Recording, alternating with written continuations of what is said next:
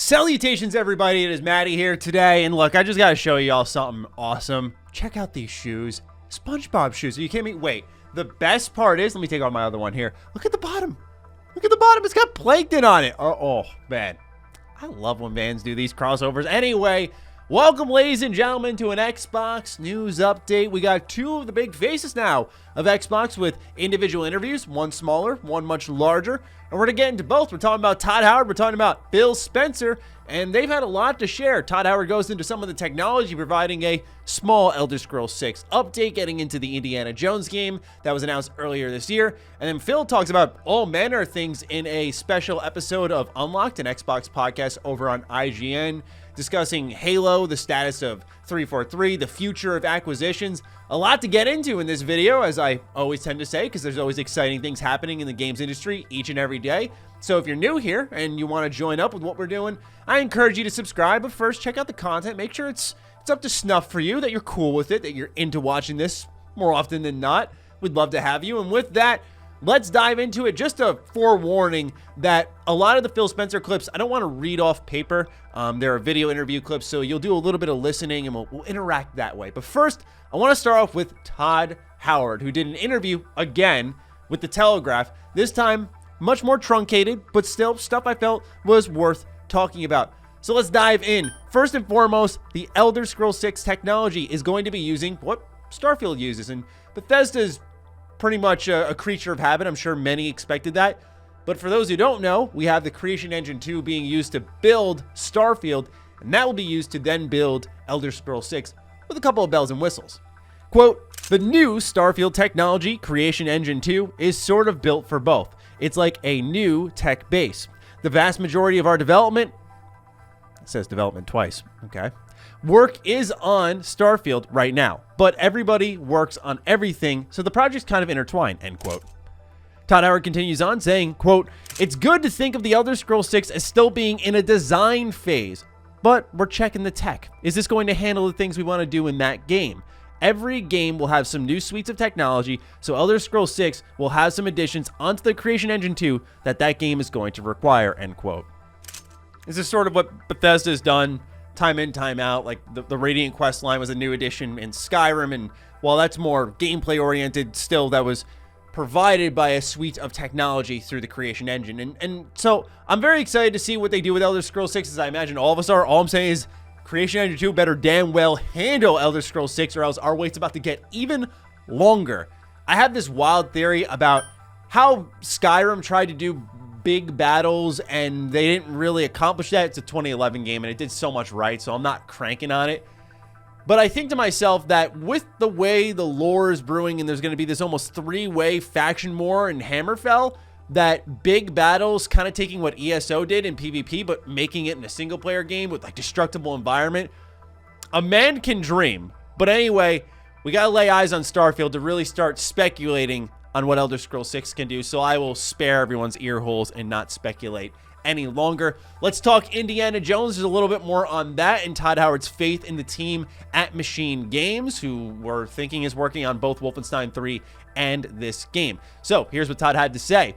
I think I originally pitched to George Lucas in 2009, and I've been trying to find a way to make that since. And I think the work Machine Games have done, they're just phenomenal developers and storytellers. And when I started talking to them about it, it was a good fit. And we got the opportunity to talk to Lucas and Disney about it, and they were super excited. I really like Indiana Jones, but never thought I'd have the opportunity to make a game. And you'll hear more about that in the future. But the team at Machine Games are the best team in the world to pull this game off, and they're doing a phenomenal job. I couldn't help but when I heard this think a little bit deeper, because it does sound a little bit PR.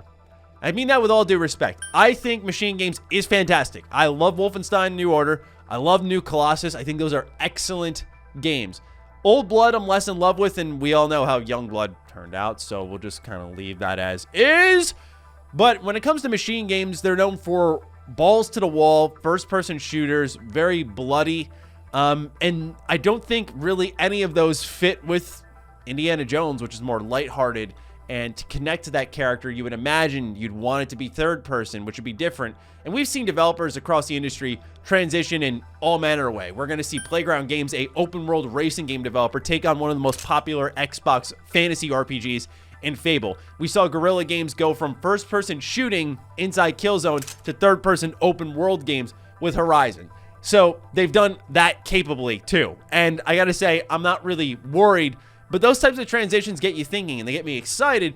But at the same time, the two developers I talked about are quite talented, quite proven, and that's no disrespect to Machine Games, but they have a little bit more of a spotty track record, in my opinion, where they're really 2 for 4. It's a coin toss now. It's like, okay, maybe they land it, maybe they don't. But I'm excited about a team chasing something they're passionate about. I think that leads to better work. So I'm very curious to see this Indiana Jones game, whatever it is revealed. I'm sure it's many years off. We know Lucasfilm Games likes to reveal their stuff nice and early, extremely early. So it'll be sometime. And that's why I think maybe at QuakeCon, we'll see Wolfenstein 3. But for now, not much else from Todd Howard. Like I said, very tiny interview there, but good to see him talking about the technology, what Elder Scrolls 6 is going to use, giving us an update that it's still in the design phase. That's not surprising at all. It's unfortunate because, once again, I know by the time I'm 30, that'll probably be when this game's coming out, and that's kind of sad. But I know some people have written in the comments and said, I was 30 when Skyrim came out, so imagine how I feel. So I'm not going to complain about that, but age is just the best way to gauge how long it's been since a game came out. Look at a phase of your life that you were in. I'm sorry, I'm causing an existential crisis. I'm going to stop. Let's talk about Phil Spencer right now, who actually did an interview with Unlocked. It was a good 1-hour listen. If you haven't listened to it, I'll have it linked in the description down below. Go ahead, check it out. But we're going to hit a lot of the major highlights here, and we're going to listen to those clips together.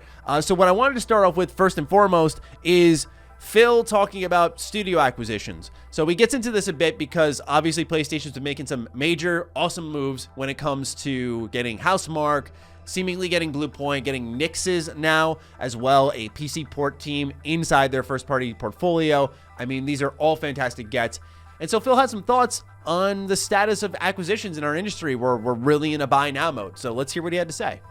Maybe just to tackle this a little bit, I know sometimes I see dialogue out in the industry about, well, are acquisitions a good thing or a bad thing? And I saw Sony just announced a couple acquisitions, saying congrats to those teams on that. And I understand some of the sentiment from the community about whether these are a good thing or bad thing when acquisitions happen. But one thing I'll put out there is, starting a new studio, starting any small business, frankly, is a very risky proposition. Starting a video game studio is even more so. And if a team actually takes the risk of starting a new company, starting a studio, building that over years, building value in that, to say that they shouldn't sell, I think is just short-sighted. Like the whole thing that can kind of causes this cycle of teams creating studios is that opportunity for those people taking immense risk at starting new teams to realize the value in what they created. And M&A or acquisitions is absolutely part of that. Doesn't mean every team has to end up selling their studio, but I think it is a natural and healthy part of our industry that certain teams will start a studio. Many of them will fail. We know most small businesses fail, whether it's video games or anything else. But those that make it through, and it's such a kind of risk-filled journey for them to get to the point to create real value. I'm always going to congratulate when teams get to the point where they realize that value through acquisition or just massive independent success, if that's the path they also start to go on. Many of those leaders will go off and start other things over time. It's kind of the natural turnover that happens with entrepreneurs and startup businesses. And for us, we're always out there looking at where we could continue to build our first party capability and looking at teams that we think would be good fits for us.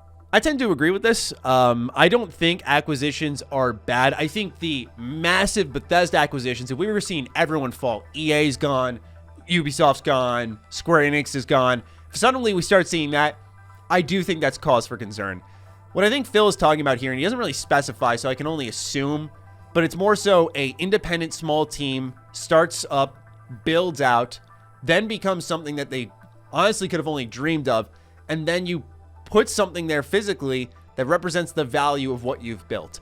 I mean, I think anyone would jump at that chance. And not only that, but as a creative, you can say time in, time out how much you care about creating, but you also need money to live. And if you can eliminate the concern of, will I get my next check? For me with YouTube, like if I don't upload every day, how's my check going to look? Am I going to be able to pay for my bills? Am I going to be able to pay for the studio space? I mean, there's a lot that goes into the creative space. If someone could just say, we got you, man. You're getting your salary. You're underneath the big old Microsoft. We'll pay you. Just go make your thing. a worry is eliminated. You can worry about creative stuff instead of the life stuff. Not that whole life stress goes away, but you get what I'm saying, right? So I totally understand why he doesn't think acquisitions are a bad thing. And also, let's be real, Xbox is going to do plenty more acquisitions. If he was sitting there going, yeah, they suck, don't they? And then he went out and like bought Warner Bros. Games. It's like, well, didn't you say it sucked, Phil? I mean, right, this is the only answer he could have given, but I think it's well-reasoned, so I do believe him on it. Speaking of more studio acquisitions, Phil talks a bit about investing in first party and third party and what that really looks like for Xbox moving forward, a bit of an indicator of where they feel there are some holes in their portfolio of first party studios. So let's hear what Phil has to say about that.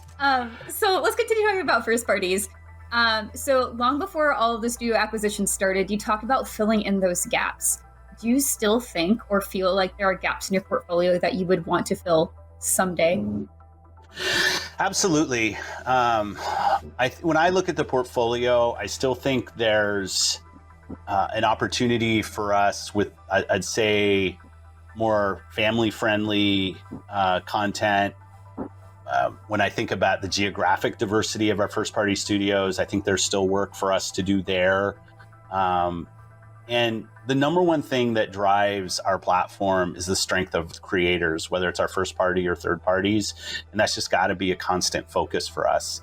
And as everything is continuing to grow, as the business grows, as engagement grows, as subscribers grow, we're going to continue to grow our first party capability. It's just, it's kind of part of the mission that we're on. And I think you'll continue to see that. And I know. So family friendly, when you look at PlayStation, right, they have Sackboy, they had Astro Bot. They do a pretty good job with that stuff. Ratchet and Clank is, I'd say, more family friendly. It was more like a Pixar movie.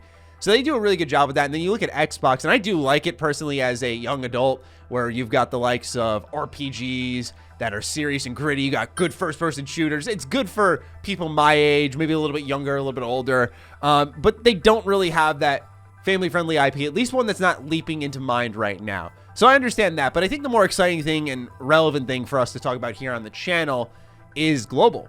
Because y'all have been talking about it, I've been talking about it, Xbox needs to invest in Japan. Let's be real.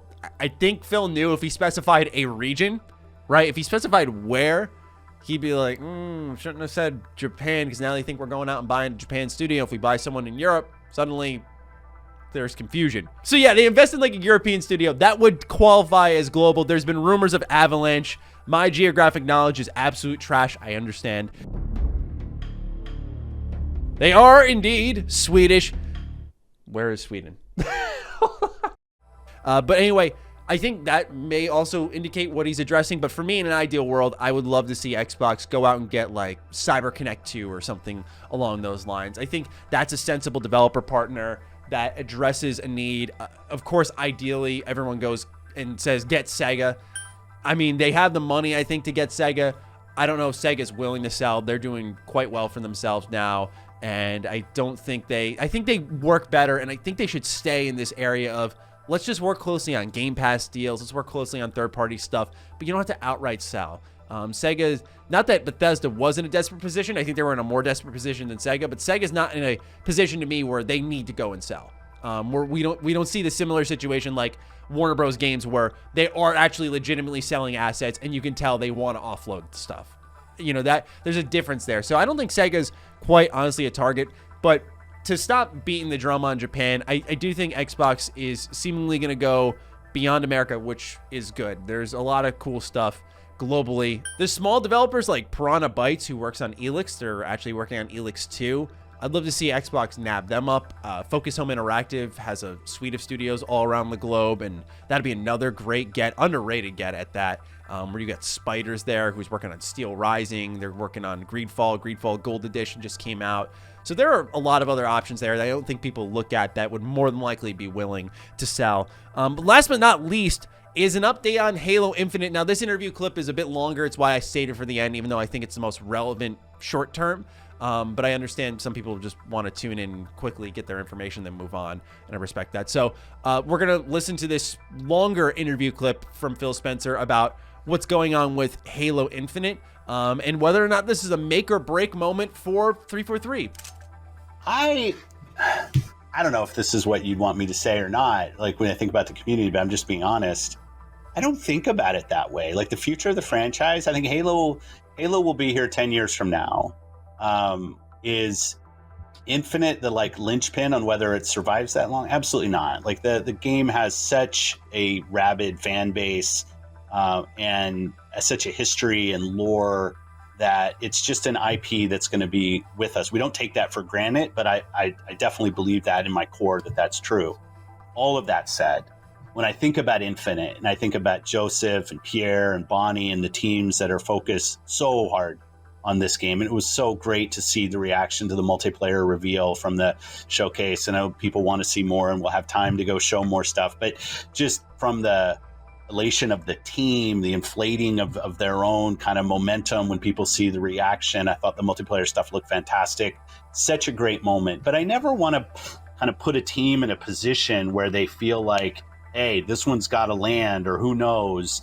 I've heard the story of, well, people even think about last holiday. What would have changed for us if we would have had last holiday? Maybe Game Pass would be, I guess, a little bit bigger. Would we have sold more consoles? No, because we're selling every console we can. That's not an excuse for not having it when we wanted. We said we wanted it then, and it was a miss on our part that we didn't have Halo at the launch of the console. Absolutely true. And we are so focused on Halo this holiday and making it a game that our Halo fans will be proud of. That's the most important thing to us. But I'm not one of these kind of dire prediction people. I think game teams, whether it's our teams or any team out there, they put enough kind of pressure on themselves in delivering for customers. And when you're on a franchise that's as big as Halo with such focus on what's going to, like on every step and every word that's said, I trust the team, I trust the progress they're making, and I have confidence in Halo Infinite. And I think that's all that needs to be said there. I don't think it's a make or break. I just don't believe that. Right? I think that there are going to be millions of people that will play that game and love that game. And I'm sure there'll be some people that will see opportunities for us to do more. And that's just the nature of being in the entertainment business. And we accept it. That's just the kind of what we've signed up to. And we love being part of that. So right off the bat, he says Halo will be around 10 years from now, which is the plan that they committed to when they announced it. They said this is going to be a game that evolves. I've had my concerns, as I've aired before, about the story with this evolving game. I don't want a Destiny 1 sort of evolving story. Just give it to me, man. Let it be conclusive. Please, please, please. But I don't feel super confident about that because I don't know how you can tell a story that evolves in 10 years and have it be conclusive on launch day. I just don't know. But we'll see. More to his point is that if 343 bombs here, they drop a stinker. Free to play is broken. It doesn't work. Phil is saying it's not make or break for them. And I respect him not putting pressure on the team. I don't think an IGN interview is the place to state and go, yeah, we're shutting them down if they fuck this one up. Sorry, but they're done. That puts already enough pressure on them when they're working hard. But I don't blame people for asking this question. Halo 5's campaign was really disappointing. Let's just call it as it is. And I mean that with all due respect, because the multiplayer, while it didn't feel Halo, was fun. What I see about Infinite, as I've said in separate videos, is it looks Halo and it looks fun. Where 5 really wasn't that. And then 4 just really died out way quicker than I think anyone anticipated. So Infinite seems to be the one that they need to nail. There is an emphasis there internally, clearly, that they need to nail this. They've taken so many years to make it 6. So with all that out there on the table, I don't want to say it is make or break, but we've seen Xbox, granted with a much smaller IP, but Killer Instinct, swap developers from Double Helix to Iron Galaxy. If 343 drops the ball, is there a consideration of swapping who develops this game? And we've seen this happen before, where I know Bethesda Game Studios Maryland was involved in, say, Fallout 76, but then a lot of the development work got shifted over to Austin, about a little bit ways through, and then especially now in the post-launch support, it's all BGS Austin. That's the primary team handling that. So does that happen? Is there a transition of teams of some kind? Seems like that's not going to be the case, but I think it's good food for thought. And while I do trust Phil, and I feel like he was transparent enough in this interview, I do look at that answer and think to myself, well, you're not really going to tell us, yeah, 343 is fucked. if they don't do this right, because they already have enough pressure. But I also I have a good feeling about this game, especially the multiplayer. Campaign, I can't say much on. We saw it once. It looked great, like playing-wise, but that's sort of been the case since we saw it. The story and details on that and the lore, it's all kind of up in the air. We got a lot of good hints, but I'm looking forward to this game, and I just wanted to share generally a pretty large update, I'm sure, when we combine all the audio and video clips here. This will be a longer video, so thanks so much for tuning in to something that was much more long-term than what we usually do. And I hope you enjoyed and walked away learning something. If you did, let me know in the comments down below what you enjoyed. Love to hear from you. And with that, I'm looking forward to interacting with you. So we'll talk soon. Be sure to follow me on Twitter, follow me on Instagram. Those links are in the description down below. And a big thank you to all the patrons, all the members who continue to support all the content we do here. Stay sexy, stay active. I love you all. Peace.